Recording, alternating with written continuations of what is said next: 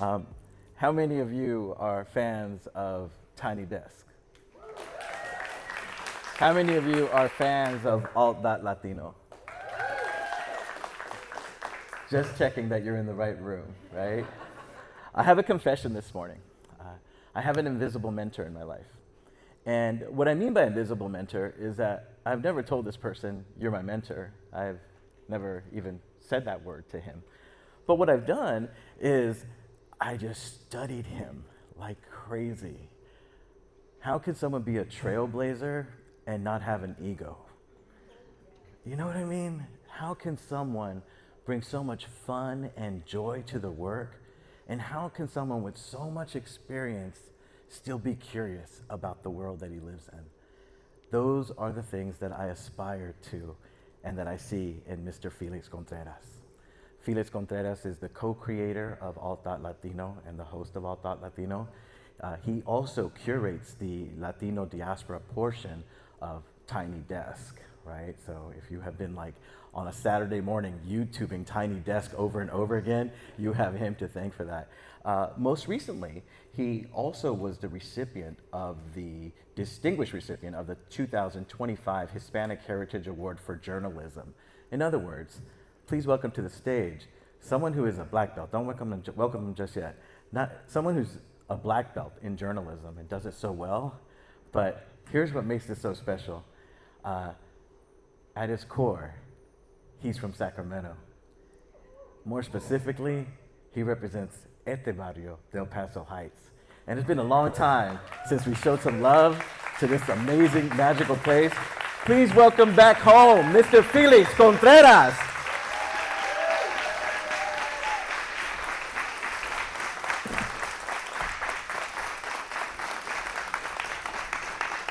Love you, brother.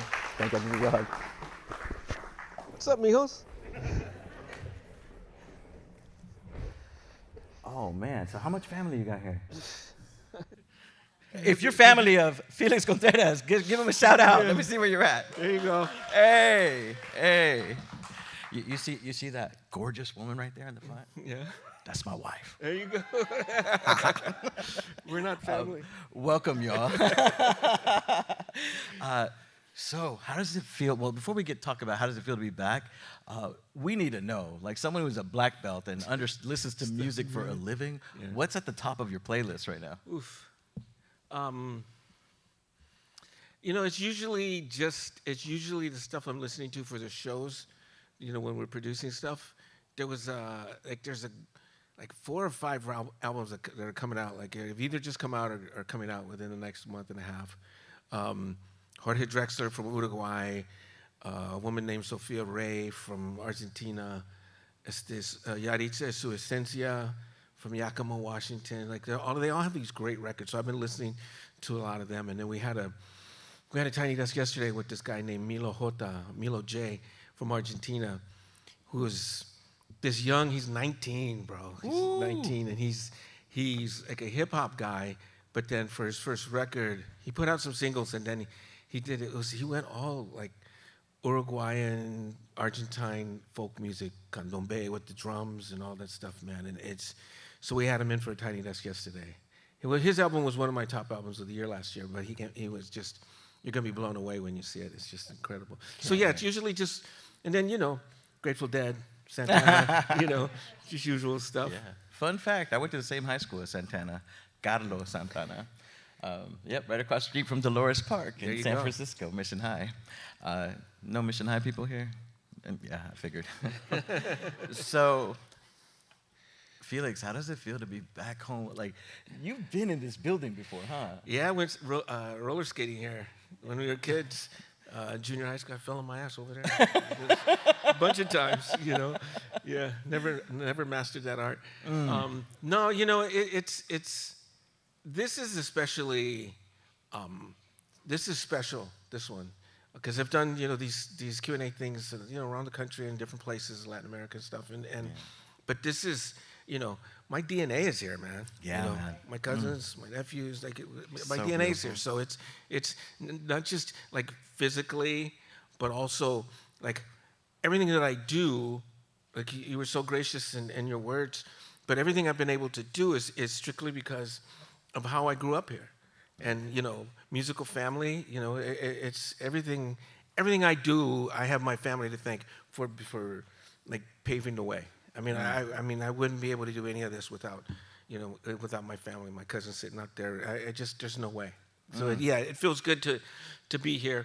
And when I come home, I always sneak away and drive around, Del Paso Boulevard and different places. Oh, we're going to talk about this drive. I want to know more about this when we close out. I promise. Right. If I don't remember, please remind me. All right. What do you remember the most about growing up in Del Paso Heights, growing up in the Central Valley?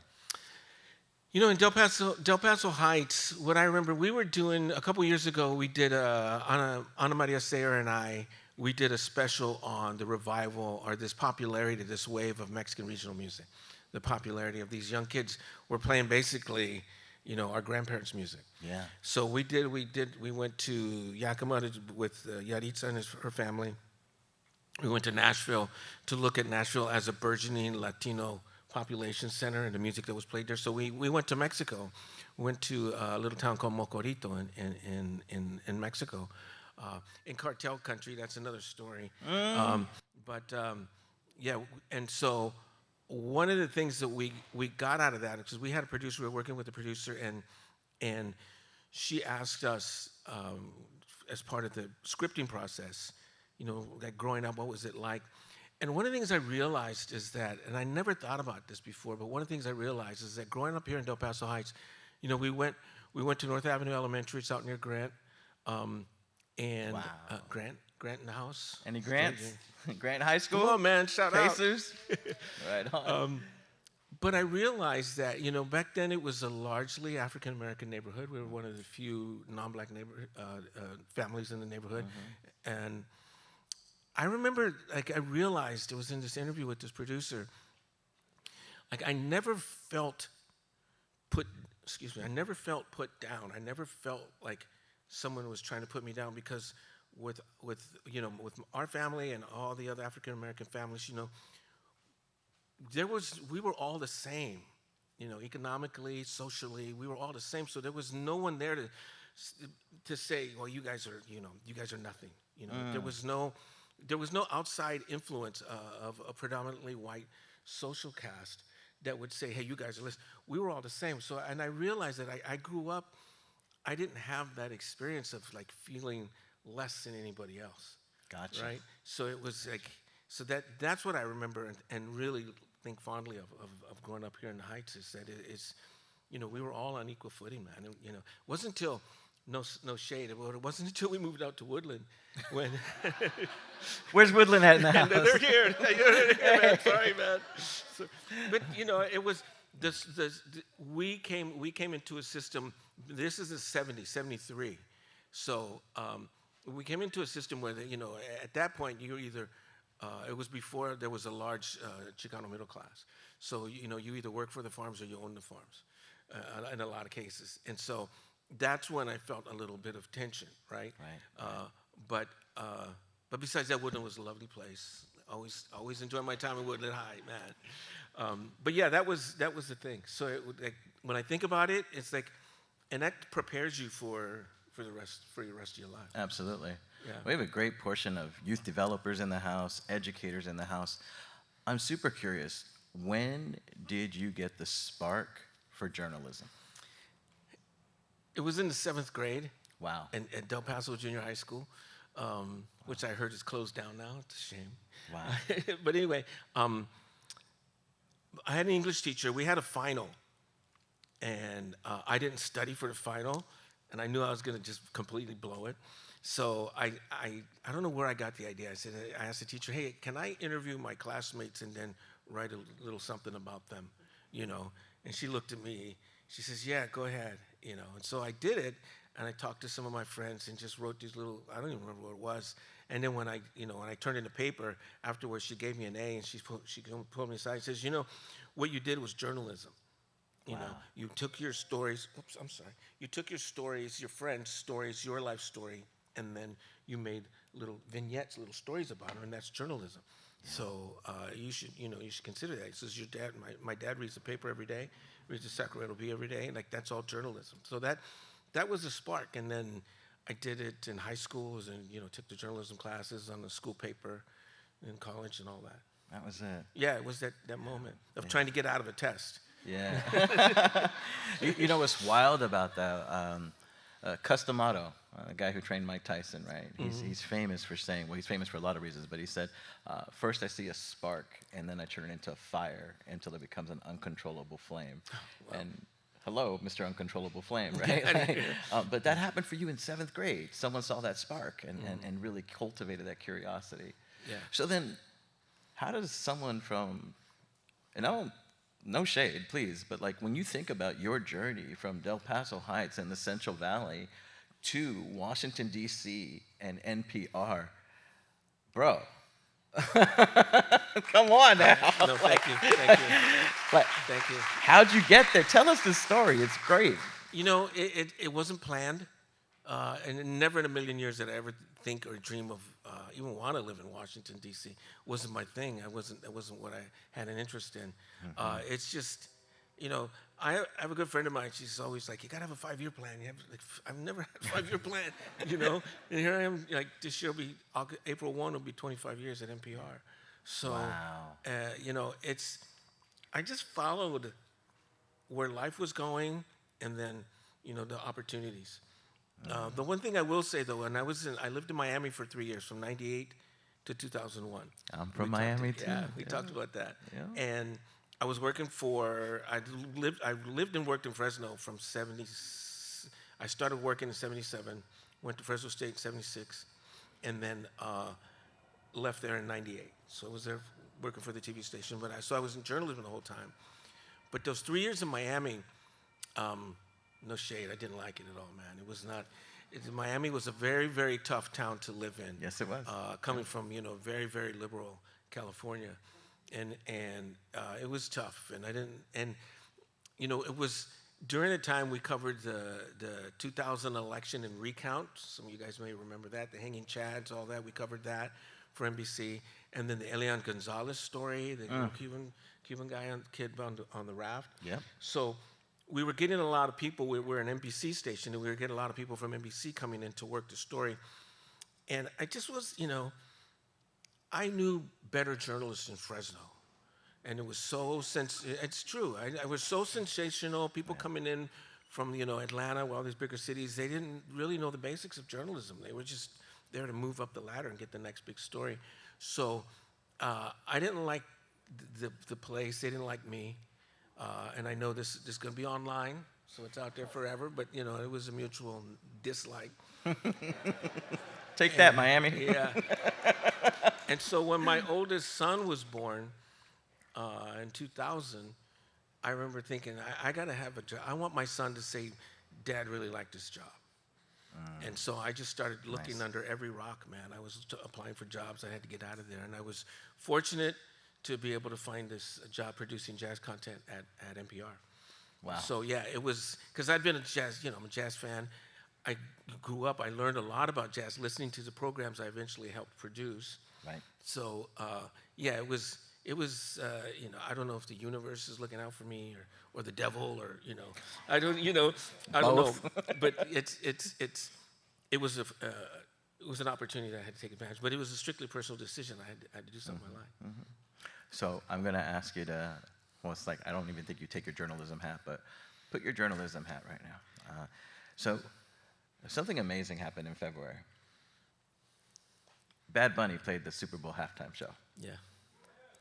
Broke the record for the most watched. People are still watching that thing, still talking about it. And I'm not going to lie. In our house, we cried. Yeah. It was such a special moment. We went back and we watched that thing frame by frame, and everything had such significant meaning. And in a time where there's people out there that say, Latinos don't belong, he proved on such a big stage that we belong, that we're here to stay, and that we're resources, right? That's how we see it in my home. But as a journalist, can you share with us, what is the impact of that moment? Oof.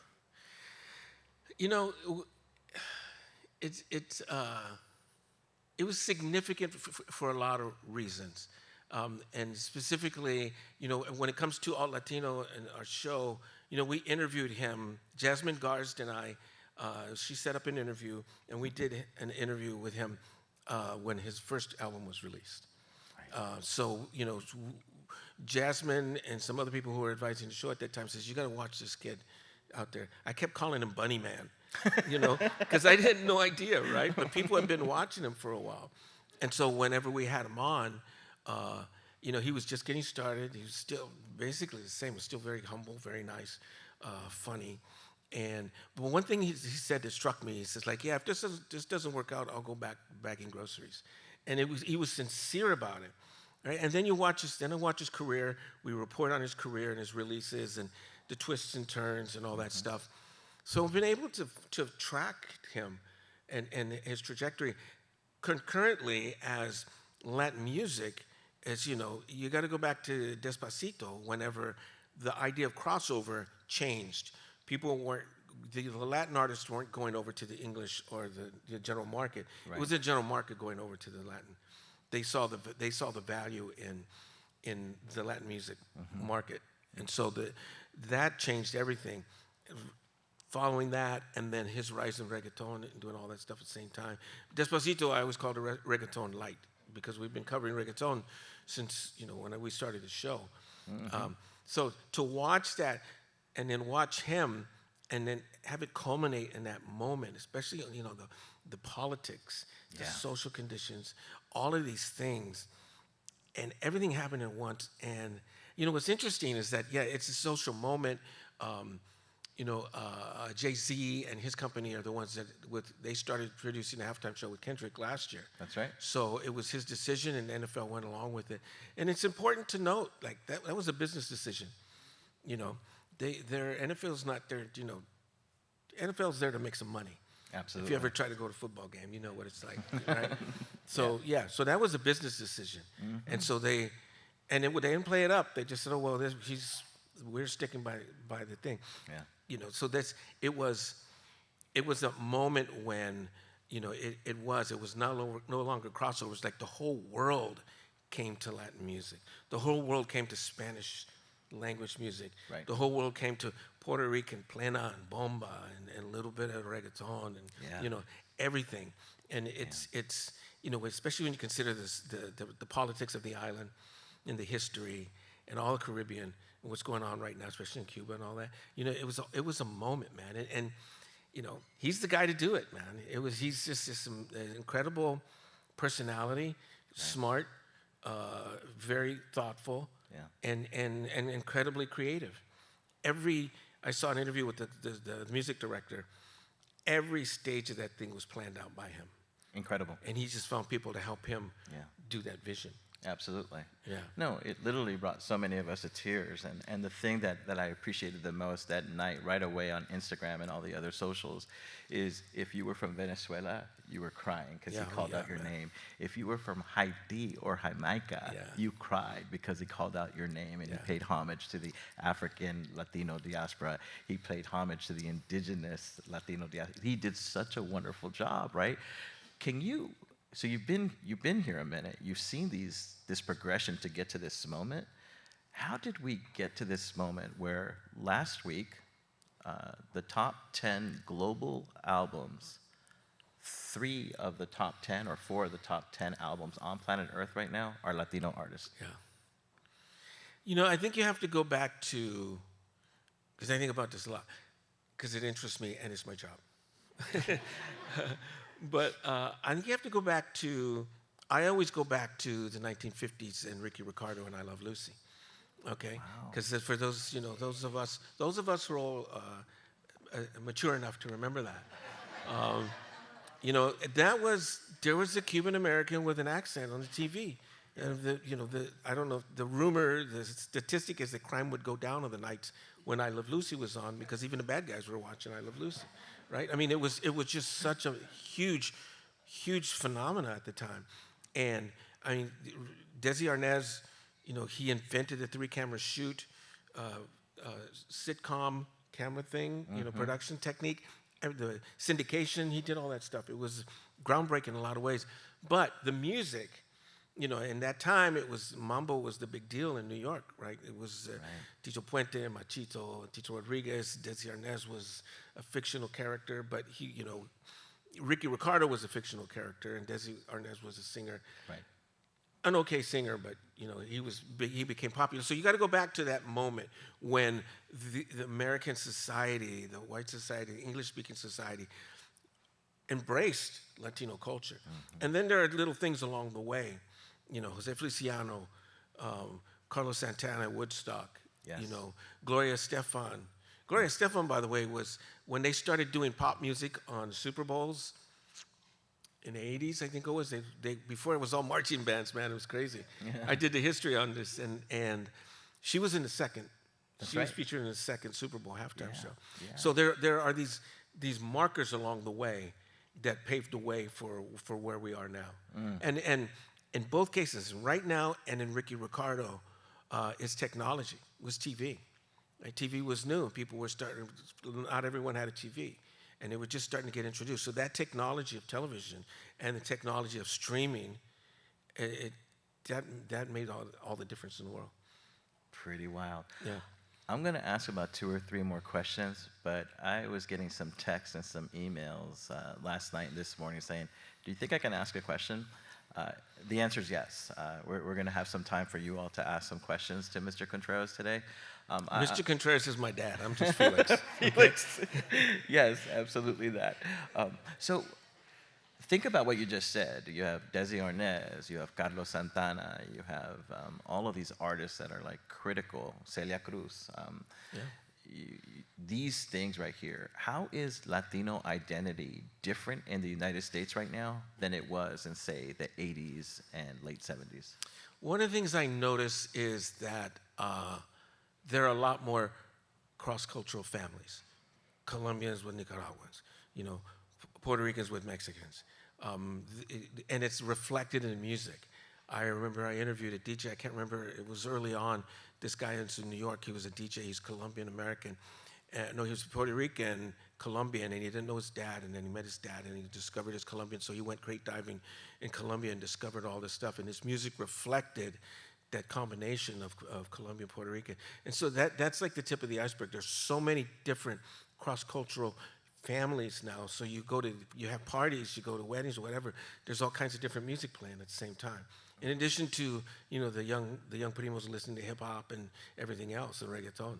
So I think that the nature of Latino communities, you know, they're still distinct. They're still Dominican Republic. They're still all over the place in their different neighborhoods, but they're more mixed. And again, the technology allows the music to make an easy transfer back and forth. So I think that it's more ethnically mixed these days. Gotcha. One of the things that we have been paying close attention to here in Sacramento is, and I just want to be very transparent and blunt here, is that we have not done the best job of including and holding space, creating places of belonging for the Afro-Latino community and the indigenous Latino community, that without them, quite honestly, we don't have Bad Bunny. Right? Can you talk to us about the important role that the African Latino community plays and the indigenous Latino community plays in music? So I'm a student of Afro-Cuban music and have been since I was a kid. For some reason, you know, I should be a mariachi musician, but I play congas. So, you know, I just been fascinated by Afro-Cuban music. So the idea of the African diaspora is, you know, been around for me since I was in junior high school, right? So as I study the music. So when we started the show, Jasmine and I, we started the show, we wanted to, there's no way you can avoid it, right? And the African diaspora, the music is part of the African diaspora and every part of it. So, you know, Black History Month, for the longest time, Black History Month, we did, you know, for a show a week, we did 4 shows on some aspect of Afro-Latino culture. Whether it was, we did a whole thing on cumbia from Colombia, we did something on saudade from Brazil, you know, we would have Dominican, you know, like we'd do something different. So it was always important to me personally to include the representation for Afro-Latinos, because even now you can hear the complaint is like, well, are you Latino or are you black? And there's a lot of people who don't understand you can be both. That's right. Right. So so that's always been important. And then, our grandmother, she's indigenous, she's Otomi. And so we grew up with the essence of like, this is who we are. It's indigenous people. So when I had a position where I can bring spotlight on that, done shows like on like indigenous hip hop, people singing, the Quechua, and like there's different spots where you can do. Yeah. I went to Viva Latino, this music festival in Mexico City. They had a whole indigenous stage where rock bands, hip hop bands, electronic, and they were all singing in different languages from all over Latin America. Man, it was so cool. And it was a small little stage, but it got overflowed because people were interested in seeing that and supporting that. So we've been very fortunate, been able to emphasize that and reflect that in the show, so that everyone can appreciate that. So good and so important. It broke my heart. I have a good friend here in the community, and he's a leader of leaders here in this community. And he speaks about his division of exactly what you said. I'm Latino, I'm African American, I'm both. But this tug of war that happens, not so much internally, but externally, right? Yeah. And that's why I think it's just so important that we continue to include that conversation in everything that we do. I think that the Bad Bunny thing was very important as well, because just watching my social media feeds, it's like a lot of African Americans were like, I don't know what he's saying, but I liked his music, right? Because they understood the significance, this symbolism, but they didn't know, like, this is part of the African diaspora. They didn't know that the Puerto Rican music had bits of Africa. And so you can see in the comments, they're like, bro, that's Africa. Like, really? Yeah, so there was a lot of, that was an important moment for education about Afro-Latino culture. Absolutely that. Yeah. I have one more heavy question, and then I want to turn it over to the audience. It's a heavy one. The news this week has been, it's been hard, man. Yeah. Sadness, anger, frustration, confusion, you name it. What's the role of music, art, and Latino culture moving forward from this moment about the news of Cesar Chavez? I don't have an answer. I think that, for those of us, for everyone, really, but like I'll be 68 this year. I was in Fresno for a long time. As a journalist, I covered the union a lot. And did a lot of interviews with him. As a cameraman, we did a lot of interviews with him and Dolores and other organizers. So it was part of my social justice DNA, right? So yeah, I think that we're all still grappling and trying to figure out, like, how do you feel? What is this? And I think that the more we can talk about it out in the open like this, it is heavy and there's a lot of stuff, and it's still some things unresolved. But I don't know anyone in my circle that has come to some kind of conclusion about, how we feel and what it is, and just, the huge disappointment, for so many people, it's like, in the name of the Father, Son, and Caesar and Dolores, and so now, like, what do you do? It's obviously, I think it's a moment, it's a teachable moment for, what's going on in other parts of the world. This is, on other instances where young women are being taken advantage of. Right. And I think that it's puts pressure on the people who are handling, the well-known case that we all know about, the Epstein case. Like, okay, this person has been rightly and correctly dealt with, okay, based on the 5-year reporting with the New York Times. So what about everybody else? What about these other names that are in the news and all this other stuff? Straight up. So I think that, I think it's a moment for, trafficking, exploitation. I think it's a moment for everyone to learn. It's like, bring it out. Let's talk about it, and let's get something done. Thank you. Now, I think that I think as we still grapple with, the sense of personal loss, you have to think about the victims and all that. It is. I mean, how many of us don't have a poster or two? How many of us don't have a candle? Yeah. I mean, like you said, and it's going to take a time to make sense of this thing. Yeah, you got to figure it out. And I think that if you dig deep enough, we have I think we each have some kind of connection to someone who's been at least abused physically or emotionally, and then anything more than that is just, obviously not unacceptable, but it's out there and we have to deal with it. That right there, 100%. Not sir, Felix. Hey, you're back home, and look at this, man. This place is packed. So many people love you. I'm just so honored and humbled that you guys would come out for this. I'm the luckiest person in the world, man, for the job I have and all that. Oh, absolutely. Is it all right if we turn the mic over to some of these people and see what questions they have for you? Can we make that happen? Yes, but if some of my cousins come up and ask embarrassing questions, you know who you are. No, man. No, you guys stay seated. Right on. Is there a microphone out there that we can use? All right.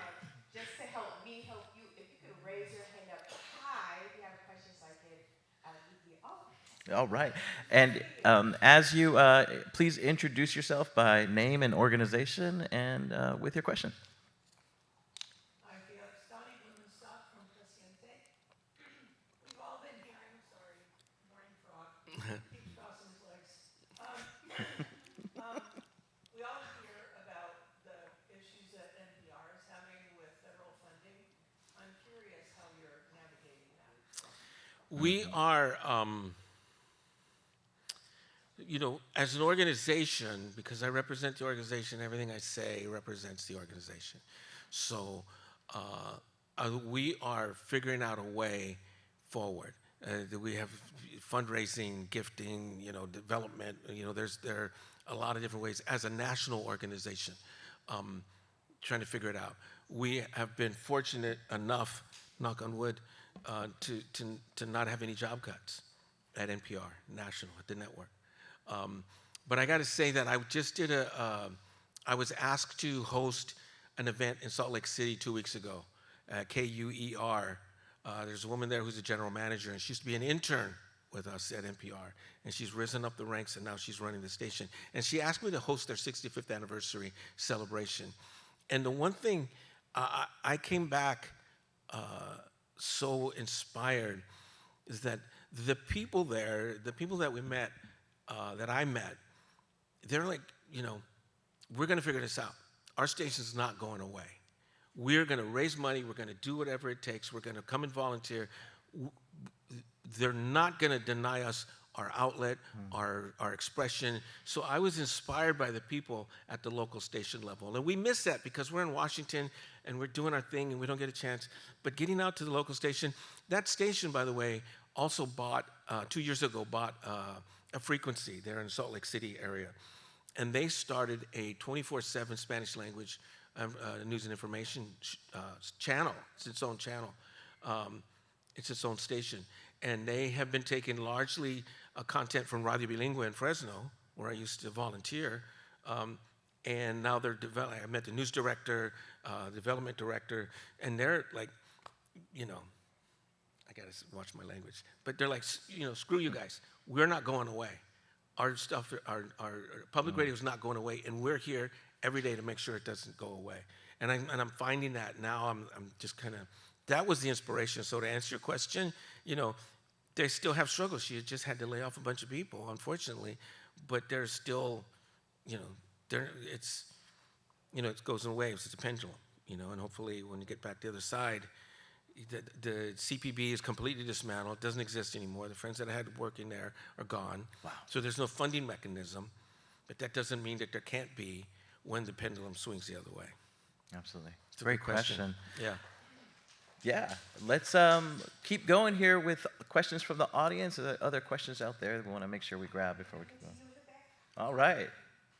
Once again, name, organization, and your question.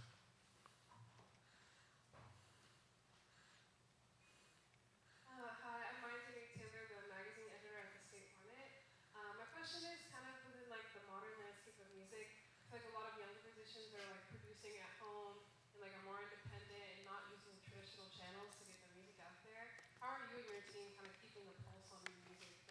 move so much faster now? You know, journalists are, that's a good question. Journalists are only as good as their sources. So, you know, we get, when we first started the podcast, we couldn't get anyone to send us music. They didn't know who we were, what we were doing. And it was designed, it's called Alt.Latino because back then everything had a dot, right? Felix, you should change it. No, leave it alone. But it was for alternative Latin, alternative music.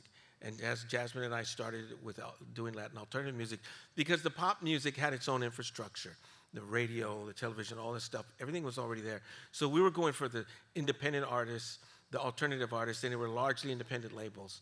So we were able to start accumulating and making relationships with indie labels. So we've always had that thing.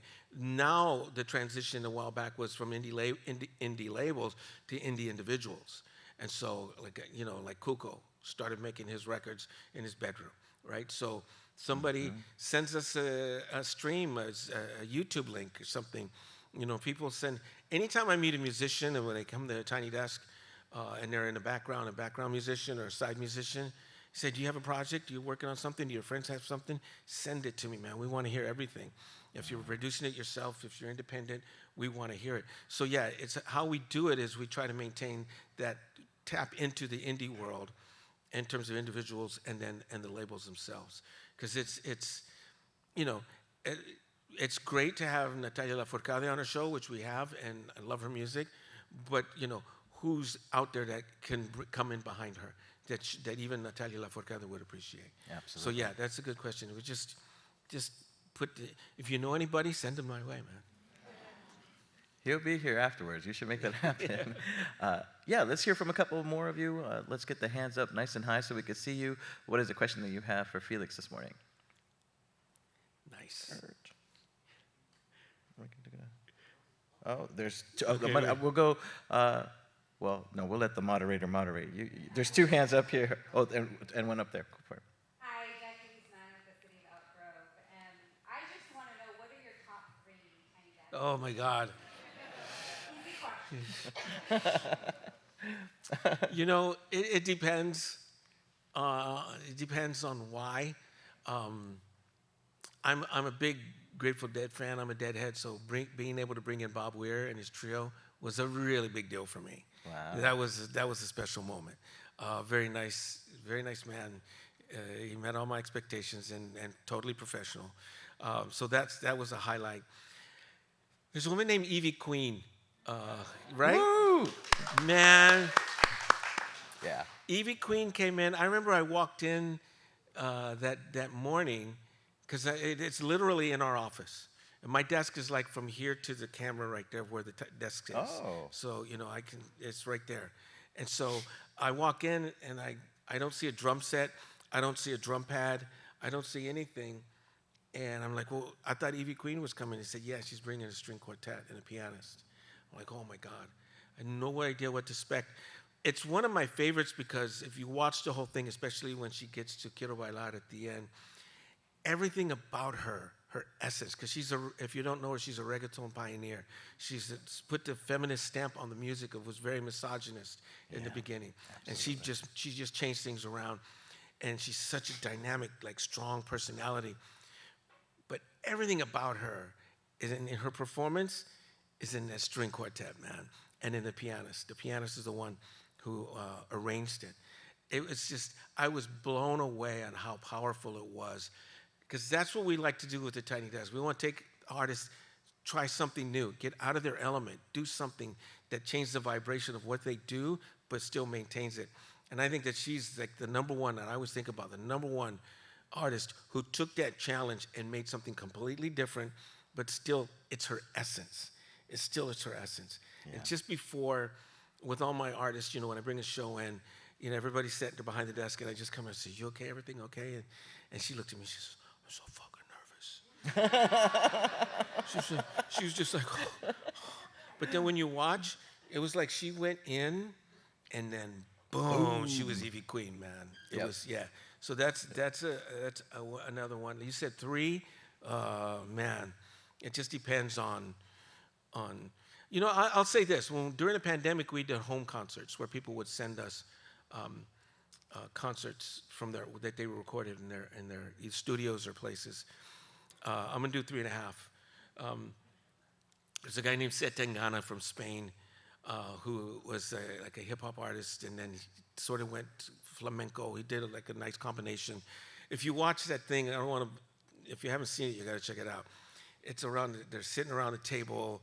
It was the first time they'd all seen each other. I met the music director for that gig, and the first time they'd seen each other in public. So the actual fiesta, the party, the sobremesa that they're playing and singing, it was genuine. The joy and everything was genuine. And there's a moment where it changes scenes into something else with just the simplest little camera move, and my jaw dropped. It was like, oh my God, that was brilliant. So just the staging of it, plus the joy of this thing. And then Silvana Estrada from Mexico, a folk singer, she did the same thing. She recorded it in her parents' are luthiers. They make jaranas and stuff for son jarocho in Veracruz. And so that camera worked there, and the beauty of the music, everything was just so nice. I mean, those are my 3 now. You can ask me tomorrow, and it would be different. Very cool. Good question. Very cool. I know. I think if we ask that question to everyone in the room, we might get 3 different answers from everyone. You've done an amazing job. You and your team have done an amazing job with that. There are a couple more questions, and I want to get to them, but then I also have a couple more, I would say, slightly heavy-duty questions and some fun questions to Felix before we close out. What were those hands that went up? And let's get to them. 2 over here, I think. Yep. This is fun, man. Name, organization, question.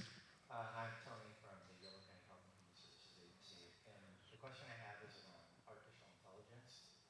And I'm just curious about what your opinion is about how it's starting to infiltrate music, and kind of what does that bring in terms of ethical and in sort of like a holistic approach. And could you ever conceive of a situation where you would have an artificial intelligence guest? Ooh.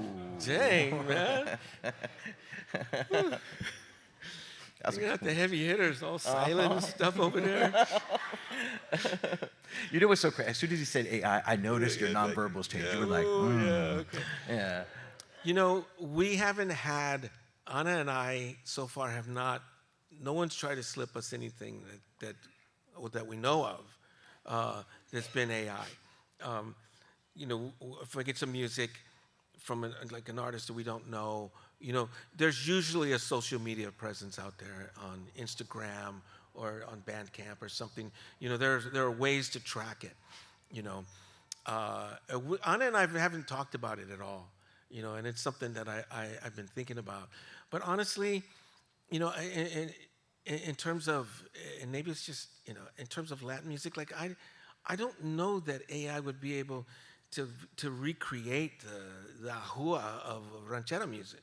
You know what I mean? Or with the Dominican music. I mean, like the spirit, the sentido. I don't know that AI is going to be able to reproduce us in a way that's going to trick us. I mean, I don't know. Maybe next week I'll play a song and it'll say, "Hey, that was AI." You know? Yeah. But I don't know. I have my doubts, and it's. We are having meetings now at NPR about how to handle AI, and an effective way to use it in terms of organization, not in news gathering and writing, but just the organization and research and stuff like that. I've sort of dipped my toe in a little bit in research and trying to figure out, how it can be effective. Yep. And if I see something, then I got to find, at least 2 other sources to verify what I see that's generated by ChatGPT or whatever is accurate. So in a lot of ways, it creates more work because you have to find a source anyway. You can't just take the word for it, but which is what we do anyway. But yeah, it's hard to say, man. I don't know how the music industry is going to handle it, and we got duped by Milli Vanilli years ago. Thank you. You know what I mean? Girl, so it's true. you know what I mean? So it's not within the realm of possibility that something could come up like that. We did get duped by Milli Vanilli. Come on. It's so true. It's oh my gosh. I don't know if that was artificial intelligence or. Yeah. Julian, we need a soundbite that one. That needs to go everywhere.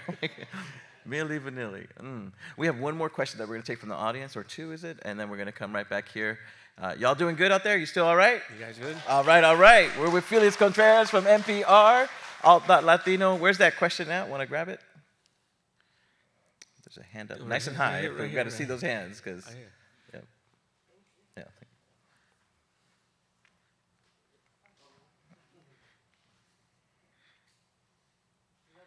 Hi. I'm Felix Contreras.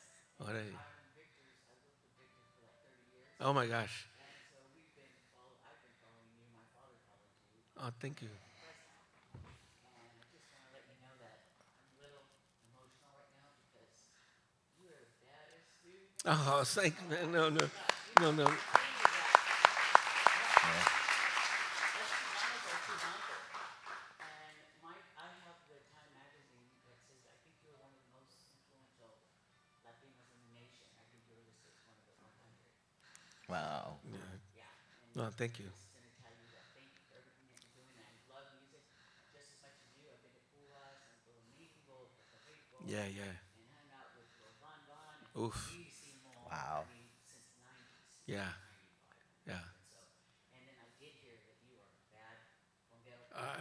Victor told me. Victor's. I have a humble talent.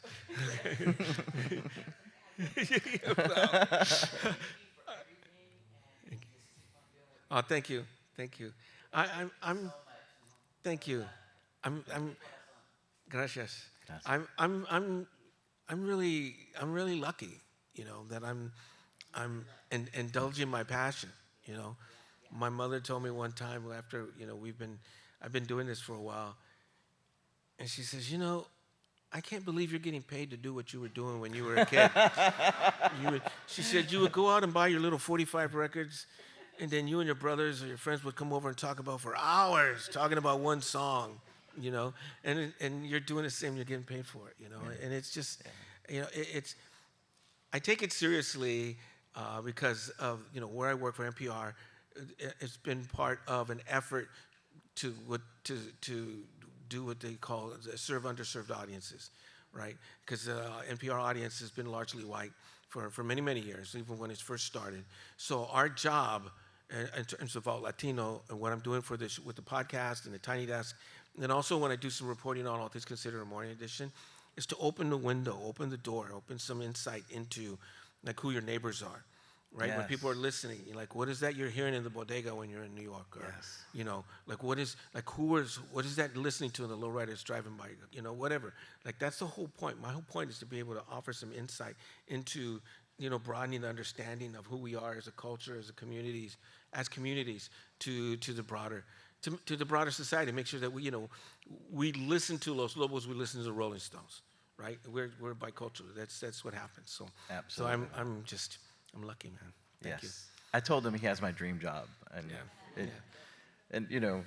come on, you get to listen to music and hang out with cool people and do cool stuff all the time. It's the music part that's fun. The cool people, they're all very serious, about expanding the culture. Everyone from Natalia Lafourcade to the guy we had in yesterday, the young Argentine guy.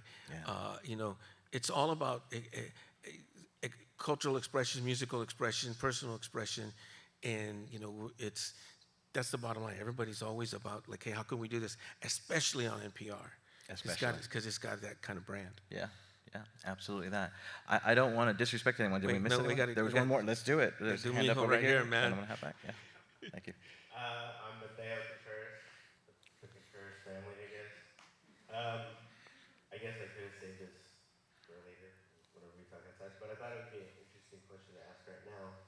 But with how America is kind of affecting Latin countries, Venezuela, Cuba, even immigrants here, the Latin community with ICE, what kind of counterculture music are we expected to see, or maybe even seeing right now? Is there anything that is popping up at you right now? I think that's a good question, Mijo. I think that it depends on the location, because there are some bands.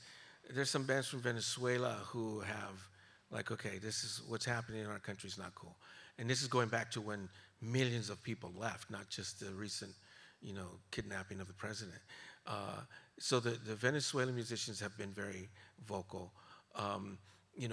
There's a long history in Puerto Rico of addressing the colonialism, and then here in the United States, the ICE stuff, I don't see and hear a lot yet, I think that, and I don't know why.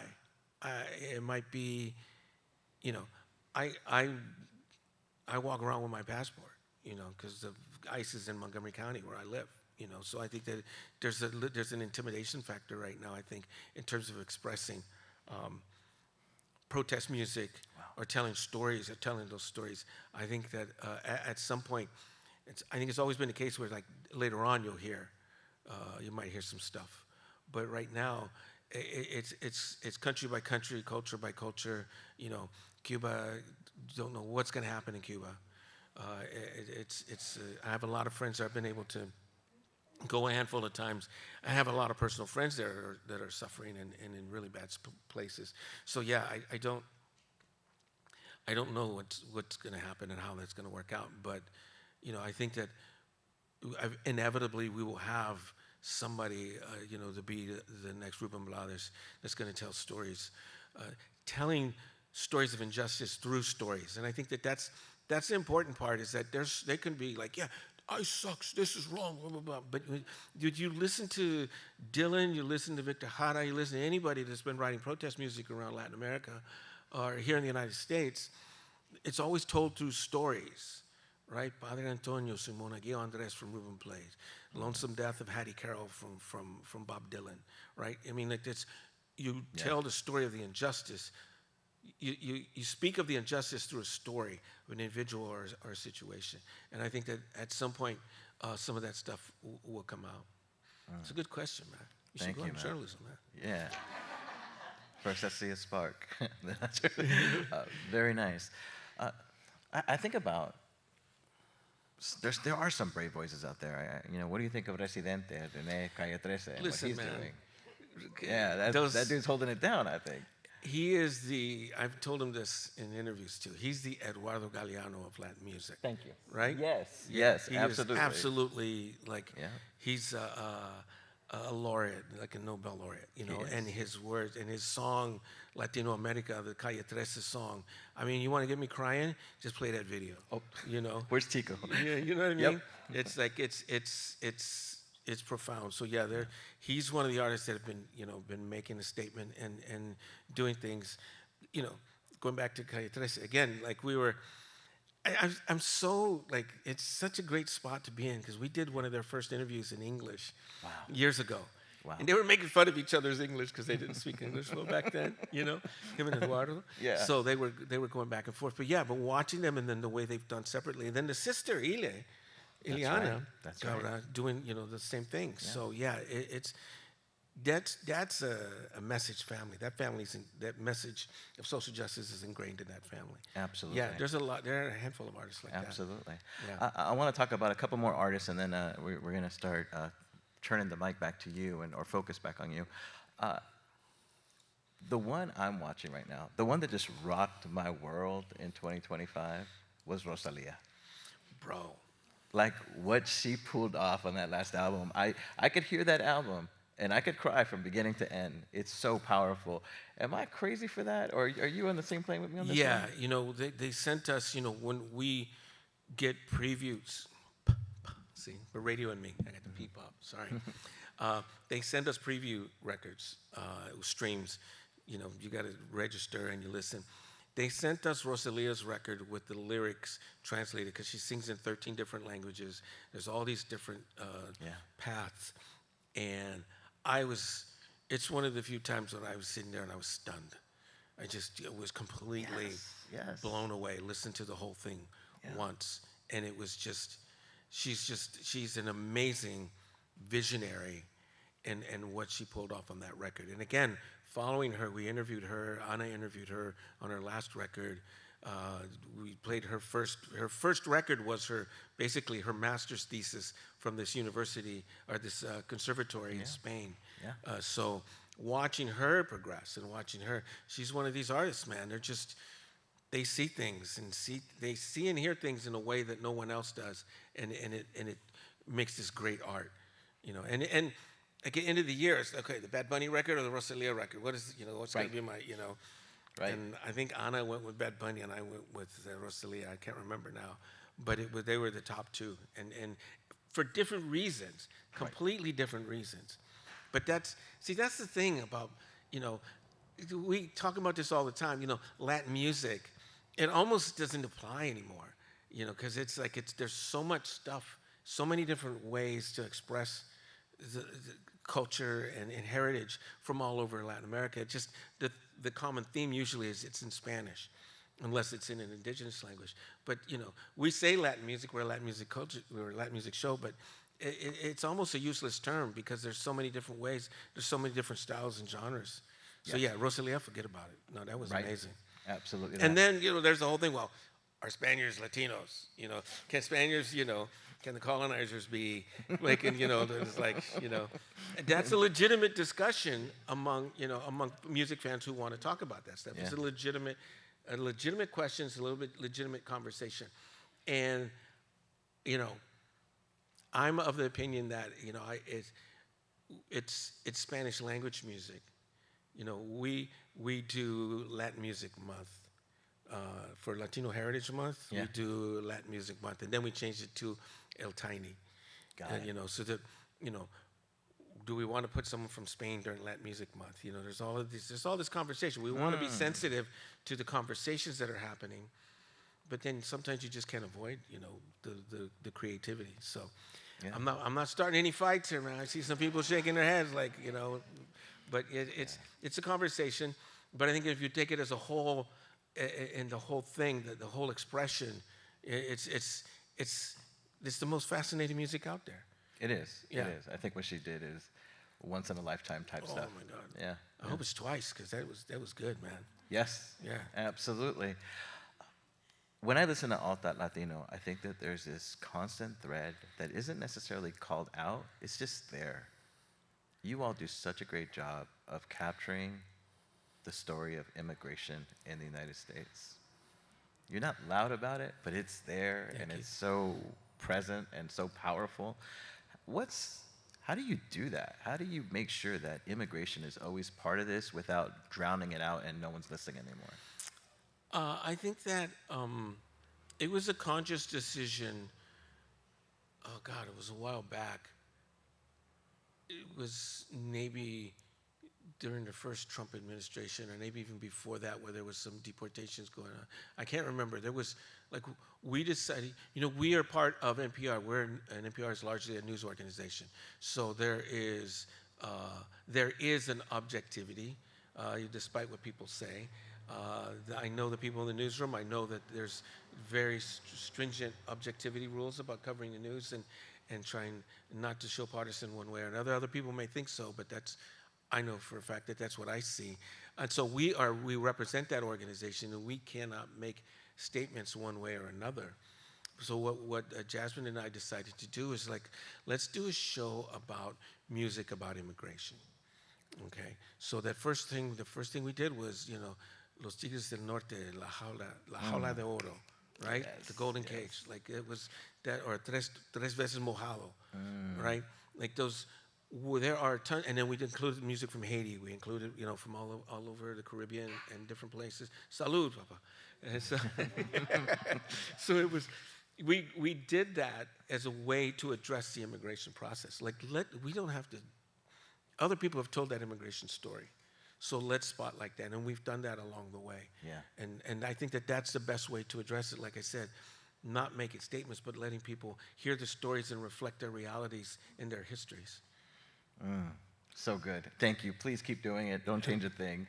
I'm going to do a speed round with Felix really quick. Oh, man. I'm just going to shout. I'm going to ask something, and I'm not going to shout, but I'm going to ask a question and just go with your gut response, man.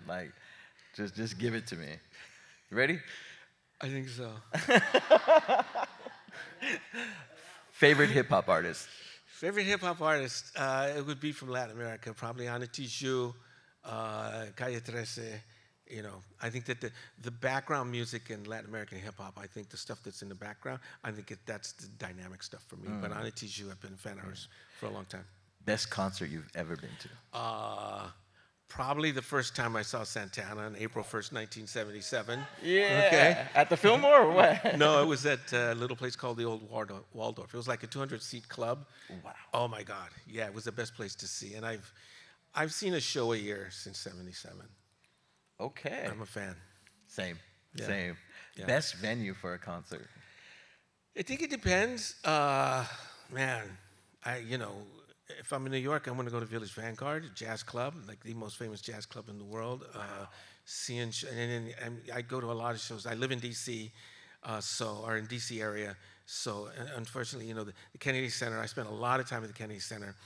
There's a small little terrace theater upstairs on the top floor where we did our jazz piano Christmas shows every year. It's 450 seat. A lot of jazz shows there. So I think that the Kennedy Center is one of my favorite venues. First record you remember buying? I think it was... New Kids on the Block? No, man, I'm older than that, bro. I think it was One Bad Apple Doesn't Spoil the Whole Tree by the Osmond Brothers. Yeah. Something like that. Very nice. Your favorite instrument? It depends. Conga, because I play conga. Guitar, because I'm a guitar fan. So, however you answer this one, heads up, it's going to divide some of us. Prince or Michael? Oh, okay. Which Michael? Jackson 5 Michael or older Michael? Prince or Michael? Bro, we're in Del Paso Heights. It's got to be Jackson 5. Okay, right? It's Jackson 5, right? Thank you. Thank you, Prima. Everyone's singing Purple Rain in their head right now. Listen, Michael Jackson, no, Jackson 5 were beautiful. the shizzle. It was the thing in North Avenue Elementary, man. Yeah. Vinyl or digital? Vinyl. Your hero? That's, I reconsider that. I'm reconsidering the concept of hero right now. I think we all are. I think that we can. I'm just reconsidering. Let's just leave it at that for now. Yeah. Good question though. I get it. Biggest regret?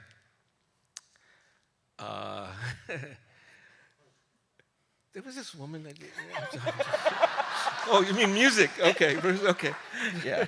Me too. Just kidding. Biggest regret. The day my brother Victor called me and said, "Hey, I got tickets to go see Bob Marley at Freeborn Hall," and I was in Fresno, and I said, "Oh man, I got to work. I got to do all this stuff, and I'll catch him on next tour." That's one of my biggest regrets. That's probably the best answer I ever got to that question in my life. That is, yeah. Ouch. That hurts. Yeah. The accomplishment that you hold most dear? My sons, Joaquin and Alessandro. Yes. Yeah. Yes. What song was playing when you had your first kiss? Bro.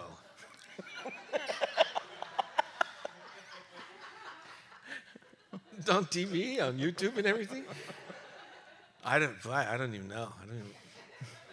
I don't remember. I just... They're all looking. They're waiting. Yeah, it's all good. We can come back to it if you want. Yeah, no, I'm good. I don't remember. Honestly, I don't remember. That's a good answer. What city in the United States currently has the best music scene? Oof, I think it depends on what you're looking for. Austin is. I like Austin because of the mix of like the Mexican and Americana and it's got a thing. Yep. I've been to Memphis. I've seen some good bands there. Yes. It just depends. Yeah. Yeah. Those are my top 5 for sure. Austin and Memphis, special places. Okay, let's keep going here. Best book written about music that you would recommend to this audience? It's curious. I just finished reading a book by a guy named Michael Shreve, who was the drummer from the original Santana band.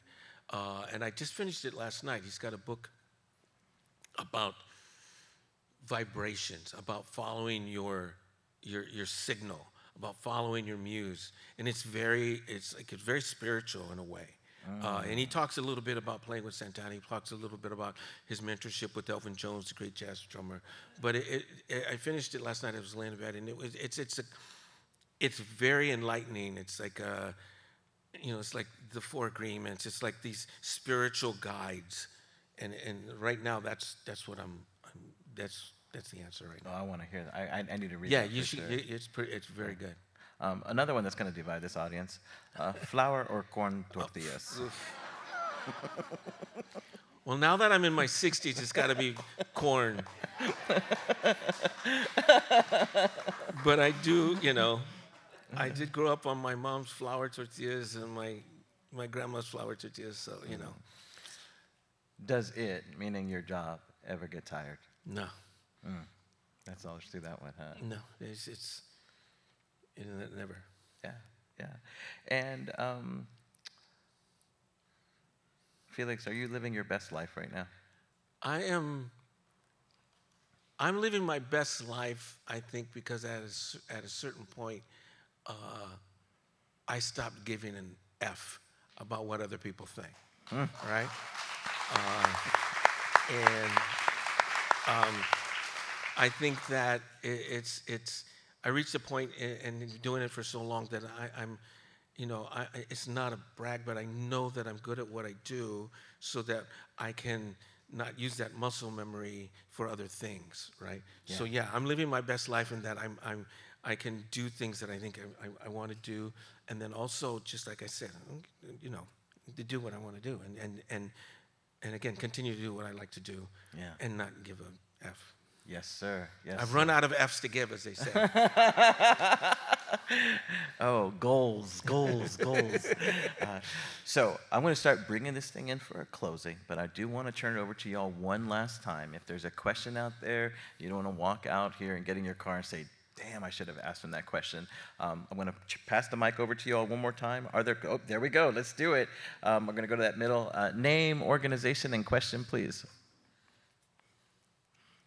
My name is Will Green, neighborhood activist and philanthropist. And I want to say, from the beginning of today, my experience has been, and still is, we're in the presence of a master. Thank you. Music, in my opinion, is the universal language of the soul. And your path, your journey, you talk about that often, you are in the flow. And I'm honored to be here. Oh no, man, come on, stop. No,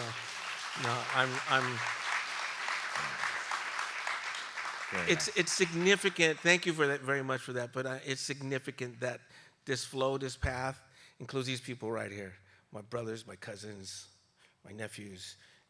My family, my blood family. This is my path. This is my DNA. This is how I got to where I am. So I'm honored that you say that. But this is who we are. This is what we do. This is us.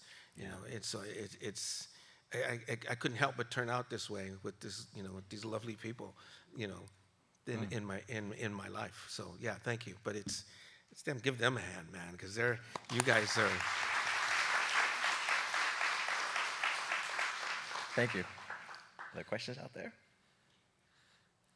I have a question. Yes. Right on. My name is Mariah. I am Chaz's wife and part of this building, and honored to be able to have this space and have this experience and hear your stories here. So this is beautiful to see. The question I have for you is, with a lot of the questions and topics mentioned about, our current economic and administration, AI, a lot of things are sort of jeopardizing the validity of journalism, the originality of music. You shared about your passion, your family, and joy that you have for what you do. What does balance look like behind the mic? So when you're at home, what are some things that you do for yourself, in addition to what you already shared, to help keep that joy, that passion of what you do? That's a good question. Thank you. I don't listen to a lot of music, believe it or not. It's What? yeah. It's most times it's nothing, to kind of cleanse the palate, to make sure that I'm fresh, and whenever I hear something that I want to chase, that it's there. And there'll be things I'll listen to, but mostly it's, and I got a ton of vinyl, man. Yeah, I don't know why I keep buying it, because I just, I listen selectively and intentionally, and try to take care of this aging body in different ways, with the exercise and stuff, and trying to keep diet and all that. So yeah, to keep the balance, I gotta, just different things to keep myself together, emotionally, physically, and spiritually. Read, watch movies, smoke cigars. That's kind of counterproductive to the whole health thing, but Did anyone else have that same thing that just happened to me? Like smoke cigars. It was smoke, and I was waiting. I was like, No. oh, cigars, got you. Those cameras are on, man. Although It's Sacramento, man. And it is legal in Maryland now. That's right. So, There you go. Yeah. There's somebody here from my high school. Yeah. Ask Jimmy about it. Ask your cousin. The guest right before you for Inspiración was Cheech Marin. Oh my gosh, I'm honored. Yeah, well. Yeah.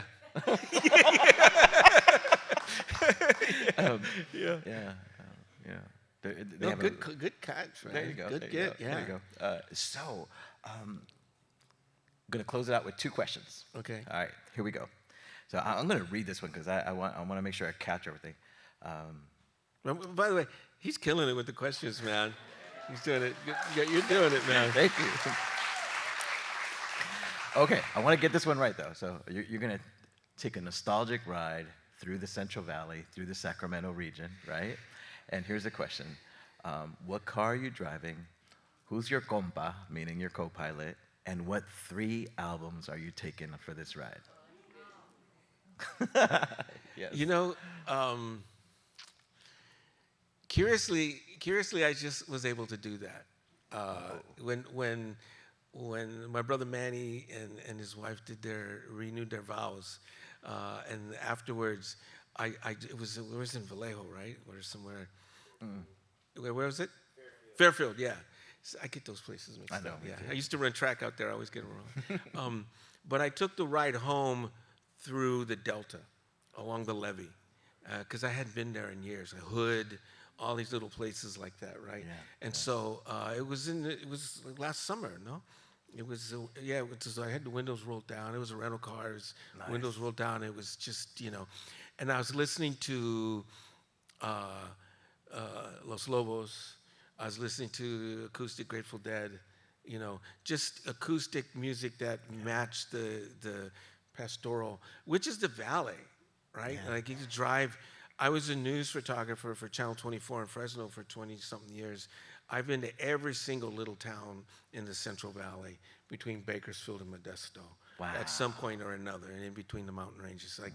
And I used to love just driving through and seeing the valley, because there's a beauty to it in the Central Valley, in agriculture and everything, up in the foothills. Absolutely. So I was able to do that, and I was able to just go to 25 miles an hour on those levee roads and just listening to some acoustic music. So yeah, cool. It was just me and. I love it, man. Yeah. I love that. It was cool. You're describing it as almost like there's like a Steinbeck quality to it, right? It was- California is that, and the Central is. Valley is awesome. Like there's so much beauty in there, and the albums that you selected or the artists you selected just match that Yeah. place so well. You ready for the last question of the morning? Okay, here we go. All right. Well, let me just enroll it this way. You have done so much. I consider you a black belt in journalism. I consider you a trailblazer. I started off by saying that I think, in my mind, you have been this invisible mentor to my life in the last 5 years. Thank you. I watch and I listen to you, and I'm like, wow, right? When you think about your life right now and where it's at, what 2 or 3 things are you just filled with so much gratitude for? I think, my kids, again, and their mom. My family. I try to come back as often as I can. Because there's a special kind of love there, especially as we get older and we realize, we start losing our moms and dads. There's a special kind of love. So I'm really especially grateful for that. And just being relatively healthy, you know. I just had a hip replacement, so I'm, you know, dealing with that major thing, you know. But it's I think that, you know, the basic stuff, man. You know, just being the love of the family, the children, the family, your health, and you know, an occasional cigars and good music, man. That's right. That's right. You got me on that one, right? I'm good. Ladies and gentlemen, thank you so much for joining us this morning. Thank you so much for hearing from a true master. Thank you. Mr. Felix Contreras. Thank you, guys. Thank you. Nah, let me show you how we do it in Sacramento. Let's stand up and give this man some love. Oh, no, thank you, man. Thank you.